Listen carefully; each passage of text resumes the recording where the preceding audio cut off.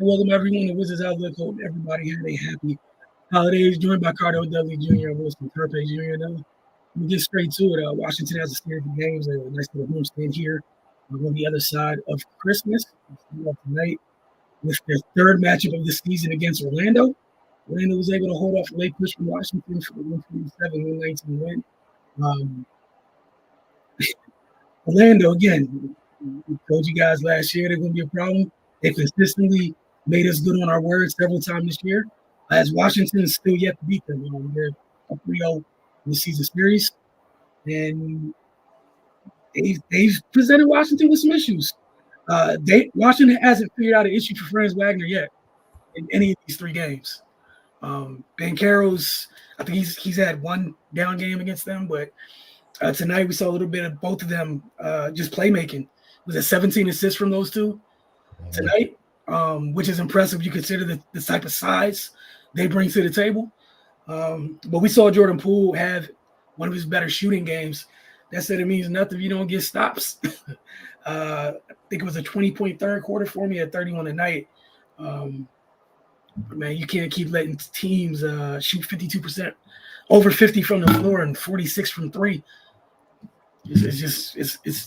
It's hard to win like that, as we've been saying countless times this year. Cardo, your thoughts on this one? He lost the game with turnovers and points in the paint. It's simple as that. 21 turnovers led to 31 Orlando Magic points, and Orlando just had their way inside. They outscored Washington 70-48 inside, man. And with that being said, they still had their chances to win. You know, there was plenty of times where they closed the gap, especially late. You know, be down by 4, down by 5, and then they would have a couple turnovers or give up some offensive boards, or somebody would just get beat in the paint. You know what I mean? Like Mo Wagner had a couple back-to-back baskets on one on Koulibaly, and one when he went back door on Gallinari.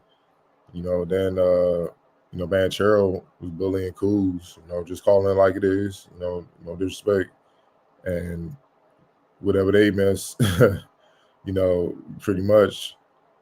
They got second chance efforts from, their guards hustling, Anthony Black, Suggs, Cole Anthony. And Anthony Black and Suggs really were the main two factors in turning the Wizards over. You know what I mean? What they have? They had 7 steals. They had 7 of their 11 steals came from those two, and that was the starting backcourt. I already knew Anthony Black was special watching him in college last year, but as he's getting more and more reps, it's going to get ugly. That Sean Livingston comparison was very dead on, because that's what he reminded me of. Had early on, if Livingston had not got hurt with a nasty injury, but he figured it out, came back. But that's what Black could potentially be, and probably then some, with his size and wingspan. I mean, he gave the Wizards fits, man, and it wasn't just like necessarily being on ball, guarding Poole, guarding Tyus Jones. It was on the dig downs, man. Like I said, with Kuz would drive, they was digging down on him, forcing, crowding him, and he had 6 turnovers himself, man. 6. That's hard to overcome, man. No player should have 6 turnovers, especially NBA players, especially with when it's one of your players that have the ball so much, man. That high volume guy. It just takes away from your team, and it kills momentum. And add on the fact that he shot poorly from the field, 6 for 18. He was in foul trouble. Just a rough night for Kuz, man. And once again, in a close game, it came down outside of the turnovers and points in the paint. It came down to which side had the 2 best players. And Orlando Magic had the 2 better 2 players with Franz Wagner and Paulo Banchero. They played better. Look, Franz Wagner was working on the triple-double, 28, 9, and 8. Long night for Denny. And you know what I'm saying? And Paulo, I get cool. He was battling, but Paulo, different animal. Young boy coming. He's coming. Playing in all-star form. He had 24 and 8, and he was below his usual efficiency. He 45% from the field. So, and then you got to add in what they did defensively, and then when you look at their backcourt, it was just, it was just lights out, man. Only thing Suggs did wrong was he didn't shoot well from the field, and neither did Cole Anthony coming off the bench. Had they shot their normal percentage, the game would have been double digits easy. And that's what I mean, man. So it's the usual things that kill the Wizards, man. Lack of stops, turning the ball over. And when it's crunch time, if it's a close game, one of their players not shooting well when they need both of them to shoot well. And that's basically what it always comes down to when they lose, man.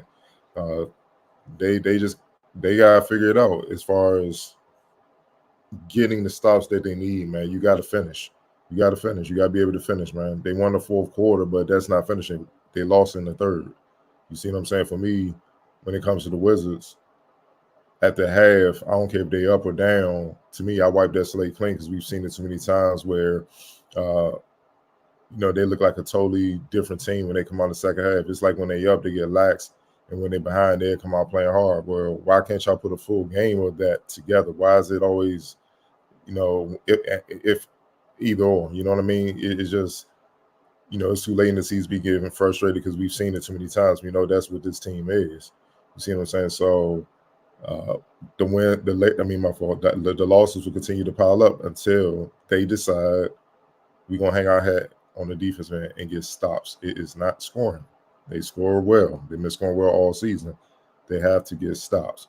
And this was on a night where Orlando didn't even play their best basketball. Wendell Carter, 6 points, and he was 2 or 3 from the field. You see what I'm saying? Like, they didn't even find him like that. So you got to capitalize on those things, man. You really do. And it's just the small things that continue to kill the Wizards, man. And it's unacceptable because they're not a young team. They have a lot of veterans on this team. Yet, the same thing keeps happening. So it is what it is, man. That's on them. They gonna have to correct something, man. They gonna have to get stops. Even with Franz Wagner and Banchero going off, Anthony Black shouldn't have 23. If you keep him in check, fine, youngin, you talented, but you're gonna hold this 10 points. You do that, you win the game. You do that, you win the game. If you just hold him to like 10, 13 points, y'all win the game. It's simple as that, man. So that's what I mean by it's little things where you have to do your job. You have to do your job. And teams know who they can attack. It's as simple as that. They know who they can attack. And if you got a couple stars that, pretty much it's difficult to stop by anybody, when you play Washington, man, you got a good chance of coming out and winning this game. Yeah, I think the couple points you made, definitely agree with it when you talk about Paolo and Franz. You got those two at the age that they are. You got Washington's two guys. In 3 games this year, the 2 young guys in Orlando have been far more consistent than the 2 guys in Washington. Played 3 times. Orlando's won every game. I love the Anthony Black comp one. And like you said, to talk about in terms of how much damage he caused tonight, he came into this game averaging 5 a game. That's my point. Like, and again, this is not knocking Anthony Black or anything, but he's on a team with there's a log jam at the position he plays, trying to find his spot, right? 23 points. You want to talk about a difference maker? Like, we might as well just put X Factor next to his name tonight and call it a day off the early before we even get there. But that's a hell of a game. Average 5 points. It gives you 23, 6, 4 steals. And, you talked about the turnovers earlier with Washington's main guys. It's the other difference, too. It's about Kuz with 6 of them. Him and Poole combined for 10 of the team's 21. I know Anthony Black had 5 turnovers, but again, I don't think anybody counted on Anthony Black playing 32 minutes tonight. Played 32 minutes tonight because he was having a great night tonight. Paolo and Franz had 5 turnovers. They're too small. Yeah. Poole and Ty is too small. You know what I mean? Look, he was 9 to 13. He didn't see anything. 4 or 6 bothered from deep. Yeah. That's my point. Like, nothing bothered him. With 6 rebounds. And he could pass the ball, but then he had 4 steals. So he was getting it done on all other end too. So it always comes back to that, man. Like, you can't, like, that's what I mean. You just can't put trust in the Wizards, man, until they decide, man, to take the defensive end to heart.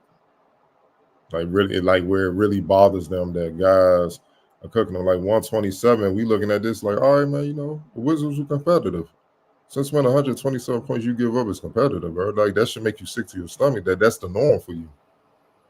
And that's what I keep going back to. And people think I harp on defense because I'm just this defensive mind. I'm a versatile guy, honestly. I think I look for well-rounded players. That's my type of player. That can do a lot of things. It's not just one thing. But I definitely can't stand somebody that just totally ignore the defense because that means you're not trying to compete. You're not trying to win. You're just trying to play for stats and look good. And that's fine. But go play somewhere else. You know what I'm saying? If it's my team, just go play somewhere else. You can do score all you want. And that's what it comes down to. Like I said, the Magic didn't even play well. Not by this standards. We've seen them play much better against certain teams where they become best. And you can tell, and they're young, and they look more poised and executed better than the more veteran-laden Wizards squad on the road the day after Christmas. So that tells you where these youngers are mentally, even though they're more talented overall, but where they are mentally in a lot of ways compared to the older cats on the Wizards, man. It's a different ball game. You can just see the difference. And again, to that point, I would have had no issue shooting a young team like that bail for coming out flat after the holidays. Because you know what I'm saying? After you're built, where you were coming from the last couple of years, building, you had a good first half, not even first half, but you've had success this season. You have a break, you're young team. I would have shot you bail for this. Why were you? Y'all look like they look like they've been here before. Came out of the break, locked in. Yeah, it wasn't super sharp, but we're in danger. And another thing, 3-point shooting. Magic shot 46%, but they shoot 33% on the season. They're one of the worst 3-point shooting teams in the league. Mm-hmm. And they up here looking like the Warriors when Clay and Steph had 46%. You see what I'm saying? Like they're 29th in the league in 3-point shooting percentage. 39, they're 29th. That's what I'm saying, man. Y'all, they not even the Wizards take away nothing. And they missed free throws. They shot 68% from the free throw line, man. The Wizards took away nothing. They punished you in the paint, scored 70 points in the paint, and they shot 46% from deep. Like, what are we doing here? And they lucky Suggs was off because he was 3 for 10. It would have been worse if he was hitting. And missed the 8 free throws, as you mentioned. Oh man. It doesn't get any easier. They got Toronto coming in their building tomorrow, which is another. They're not as big as Orlando, but it's another team with good size on the wing. And Toronto, death taxes, and they're annoying defensively. Mm-hmm. So that's another thing where he didn't take care of the ball tonight. Yeah, Toronto's also another team that doesn't exactly shoot it incredibly well, but you turn the ball over like this, they're gonna be out running. But that's what the Wizards do. And that's why, even in the preview, I'm like, you got to be careful with turning the ball over against the Magic because, they get after it. They're 4th in the league in steals. They average a little over 8 steals a game. And tonight they had 11. Like, every team that come in here, they play the Wizards. Whatever their strength is, they exceed it. And when you allow a strength to go nuclear in that area, for a team to go nuclear in the area they're already strong at, you have no chance of winning. You have to, shoot at a historical rate to beat them. And the Wizards haven't shown they're going to do that. And you shouldn't be relying on that anyway because you're not going to be able to sustain that for over 82 games. You're going to lose way more than you want. So, like I said, it's the same old with the Wizards. Same old reasons why is they keep taking L's, man. It's not hard to see. It's just a matter of they're going to correct these things. And so far, they've shown they're not. Like you said, even if you're not the greatest defensive team in the league, man, you got to take something away every night to give yourself a chance. And by doing what it is they do or the lack thereof on that side of the ball, you're limiting your opportunity. Like you said, now you have to do something you do okay or something you don't do great. You have to do exceedingly well because of what you're not doing on that end. And that's asking a lot of any team. I mean, bro, Franz Wagner was a plus 26 tonight. He hasn't seen anybody on their team yet this season. No. Like, I'm not trying to be funny. Like, just he's murdered everybody. Yeah. Like, through 3 games, I'm not even gonna pull it up. I guarantee he's at least 28. Like he's having a great time. Like he's what Wagner and Banchero doing as a dynamic duo around the, like similar age and stuff like that. It's kind of the beginning stages and the impact that the Magic was hoping to get from Brian Hill and T Mac when they first joined from the wing. Rage, right. See what I'm saying? But Grant Hill got hurt, and that was the only thing. I'm not going. They still got a long way to go, but they on a nice little beginning stage of the Hall of Fame track. They playing at all-star level, man. So both of those brothers, or France, but I'm just saying both of them can get to MVP level playing at the same time. The Magic will be held to do it. And then Black, you see his potential. You see it. That's like with Black. That's 6'7", like, 6'10", yeah, 6'11". Point guard, like legit point guard. He just buying his time, 6'7". As he gain weight and get more experience, man, it's gonna be problems. He's only 19. Like that, bro, it's problems. And again, he's contributing right now, playing more off ball than he's going to be when the keys are handed to him. That's a big team. And he should play off ball because you can use look, if they stay healthy in the next 10, 15 years, they're going through Banchero and Wagner. Yeah. So they're gonna be able to push, and as you can see with Wagner here, near triple double, you can play off on him. It's just whoever get the ball, let's go, and that creates mismatches all game long. And they know how to play off each other, the chemistry. So it's just you just see problems coming. 17 of their 30 assists by that big behind duo they have.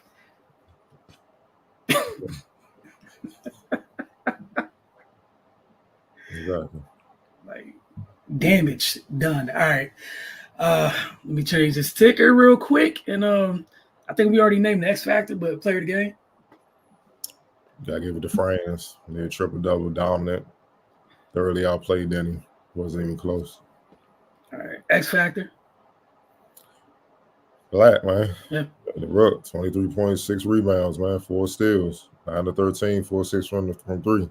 By far his best game as a pro. I think this is his career high. So best game, man. And that tends to happen when they play the Wizards, man. And also, I think Kisper had 15 in the first half? Yes. Yeah. Donut in the second half. Erased them. Yeah. And that's what I mean. You can't go out like that, dog. If you have 15 in the first half, you better have like 25 by the end of the game, if not 30. Keep going. You know what I'm saying? That's what I'm talking about, man. So, with the Wizards backcourt did their job, man. And Gafford been balling, man. No, Hey, Gafford been balling. Gafford, you ain't with this, dog. I'm gonna separate you from this. You doing your job. You need somebody. You need others to do their job consistent. That man balling, man. He is balling, though. 13, 3 blocks, minimum shots, but he making all of 67. He's hooping. Shout out Gav, dog. My man is producing while not being a factor in any type of play call on the offensive end. While asking to protect the entire world on a defensive end on a nightly basis. Man. And Koulibaly, man, look, Rook's gonna have like man, it's a tough matchup. Like, you throwing on Franz Wagner, bro. That's 220, 6'10. And Banchero, that's 250 at 210. Yes. Hey, bro. He was there. Hey, man, he was there. But they was bouncing him off. They was bouncing off of him. Cole Anthony came in the game and drove on him, put that shoulder into his chest. Young boy got hit the weight room, bro. That's what being a rookie all about, man. This was one of those, all right, I gotta get stronger type mode. Yeah. Yep. I got 6'2", 6'3 guards bullying me out here on drives, bro. Can't have that. And he was right there, but if he was strong enough to sustain, he would have got to stop. But the fact that they could separate when they bump him, that's why you had the weight room, so you could be able to stand that last bump.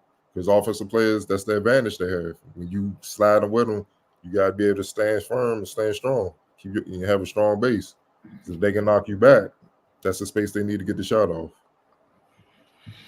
All right, we're going to get into these comments here. Appreciate y'all as always. Hope y'all had a good holidays. obviously. Blizzy Baby, the first comment of the night. Another loss added to the L column. I'm glad to see DeLon back. For sure. I meant to mention that too. It was good to see DeLon back. Almost forgot. He was still on the roster. He fouled that up. But for the most part, they played with effort, but it means absolutely nothing without a dub. I mean, it means something because we've seen him play with no effort too many times this season. But at the end of the day, yeah, they got to find a way to win, man. Young teams shouldn't be figuring out ways how to out-execute veteran-laden teams, especially nowadays when veteran teams are hard to come by. You know, you getting out-executed by youngins. Although more talented, you supposed to be able to get them with the know-how. And they looking like more of the vets than the Wizards are. You know, that's the problem. Michael Kersey said, talk about the night Anthony Black had. Yeah. He a bad boy. That's why he's lottery. It's a bad boy. He said Poole's coming along scoring-wise and fouled that up with got to get stops. They've been saying that all year. Yep. And that's why Black got off. Size too small and bro, that's such a big team. yeah, but that's why Black, I believe, yeah, he was lottery, 6th pick. Mm-hmm. That's why he was drafted so high. Sorry, next one. Seemed like Magic guard plays elite when it comes to us. But it's been pretty good all season. That's why they were 18-11 now. You know what I mean? Like, it's just that the quote-unquote national media tend to stick with certain teams too damn much instead of highlighting teams that are really making noise. You know, like when we grew up, the Orlando Magic would have been getting love, like young team coming along. They 4th in the East. They're 4th in the East, man. So the playoffs started today. They would have home court advantage. And it's not fluke. You know what I mean? So, and this with them not playing as well as of late, you know, 4-6 or whatnot. So, yeah, they're a problem, man. And I believe they're going to sustain it and stay in the playoff race, man, unless some major injuries happen. Knock on wood, God forbid that happens. But, yeah, man, it's starting to get competitive, man. And keep in mind, they still not fully whole. They still trying to get people all the way back as well. Yeah, just a reminder. Yeah, all those. Yeah, like we saw Wendell tonight, but it's just kind of welcome back. You know, getting your wind and everything underneath you, but which only makes that team stronger because the minutes the minutes folks got when they've stepped up, and Wendell, Markel, Jonathan Isaac's absence. What does it look like when you add that back to that second unit? That's hell. Like and young. Yeah. And they got 2 killers right there. Yes. All right. Kersey said, "What's up, family? Hope all is well. Hope y'all's Christmas was good. Hope yours was as well." Should shout out to Gaff for sure. Gaff out here, he keep on, man. Somebody gonna come rescue him. Oh yeah, they're definitely gonna come knocking. Yeah, at the very least, try to tell me contender teams wouldn't want that.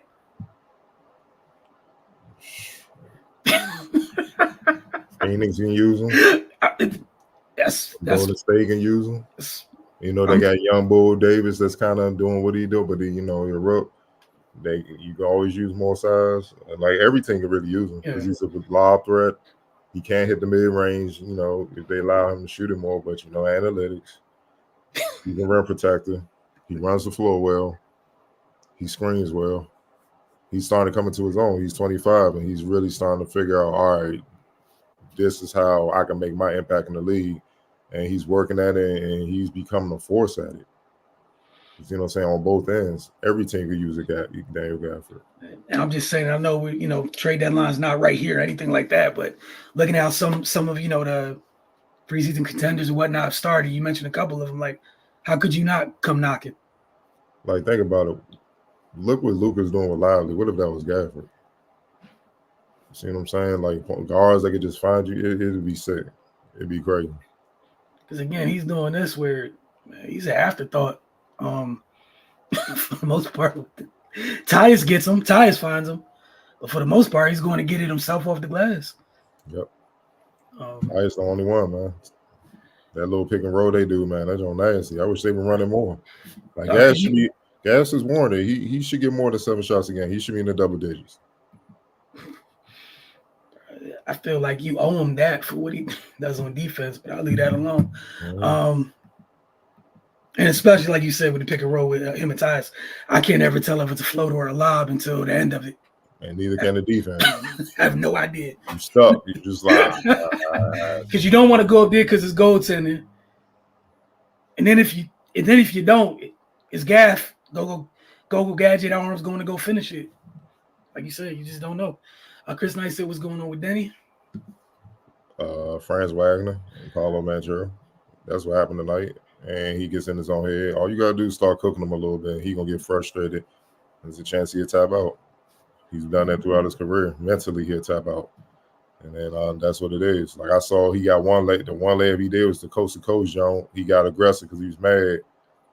Thought he got fouled and raised his hands. Meanwhile, the play going the other way, and Banchero scores. And I'm like, yo, you gotta get back, dog. Like that, like anybody got time for you pouting and stuff like that because you getting cooked and you feel like you're not getting the calls that you might deserve or you feel you should be getting, man. Like you're not a superstar, man. They're not gonna give you no Embiid, Jokic calls. You gonna get to the line, man. You're just not getting that. How about getting those stops, man? They need you to slow at least one of them down, dog. Focus on that. Get mad about that. And that's what I mean, man. We've been saying that for years. He gets in his own head, and then once he gets in his own head, usually it's a wrap. He goes down. You know what I'm saying? And once his level go down mentally, it's a wrap. All right, Kirksey followed up with I guess talking about Gaff. Is he a less skilled Thomas Bryant? I don't know. I mean, he shoots the three better than Gav did because Gav don't really shoot threes, but I can't say he's less skilled. Like Gav can shoot the mid range. He can roll. He's a lob threat. He's more athletic than Thomas. I think Thomas was a little bigger because Thomas was about 6'11". The athleticism is different. I think Gaff is a more fluid athlete, so it kind of rolls better with pick and roll situations. It's hard to say. It's hard to say because Thomas was a little better shooter because he could shoot the mid range too. Neither one of them were great as far as putting the ball on the floor and mix you up. And you a combination dribbles trying to get into your shot or get to the basket. But they're close to what you think. I just think, with Gav and that injury messed up Thomas because he was balling. He was balling with the Wizards, and that injury just jacked him up. He never has quite recovered. So that's a big part of it too. But yeah, for what the league is now with the pace and you know what I mean, the athleticism of Gafford, I think that gives him a little bit of an edge, a little bit. Yeah, I think there was one of those cases where they're similar but different, and where they're different at, as you mentioned, just that's the distinction. But yeah, for Gaff, as you mentioned, y'all been mentioning the past couple of weeks. This month, he's been on a tear. Yeah, tear. Like he's been outstanding this month. Mm-hmm. I think the one down game might have been foul trouble, and that's off the top of my head. I can really only think of one. Outside of that, when he's been on the floor, he's been dumb productive this month, crazy productive this month. So shout out to him for that level of consistency. Amidst everything going on, you gotta appreciate it, right? Absolutely. Have to appreciate it. Appreciate y'all tuning in. We will catch y'all tomorrow night after their game against Toronto.